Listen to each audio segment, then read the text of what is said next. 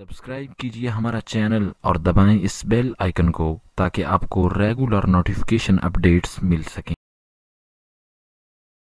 आप जब अजमेर शरीफ में गए, बात लंबी ना हो जाए कहीं, चलें 1 मिनट में पूरी कर देते, तो कुफार ने आपको वजू करने के लिए पानी नहीं दिया।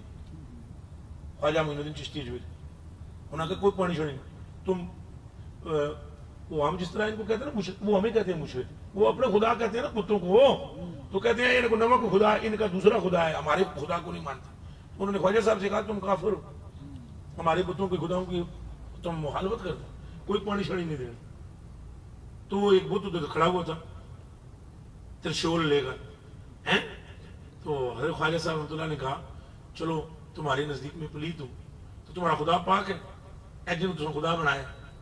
उन्होंने कहा खुदा तो खुदा है।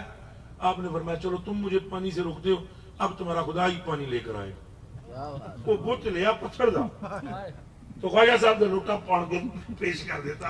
वो जितने बैठे हुए थे ना, उन्होंने सब ने कहा ला इलाहा इल्लल्लाह मुहम्मद। अल अजूर के गुलाम ऐसे होते हैं, सच्चे क्या होते हैं, सुथरे, बेईमान नहीं होते, दगाबाज नहीं होते।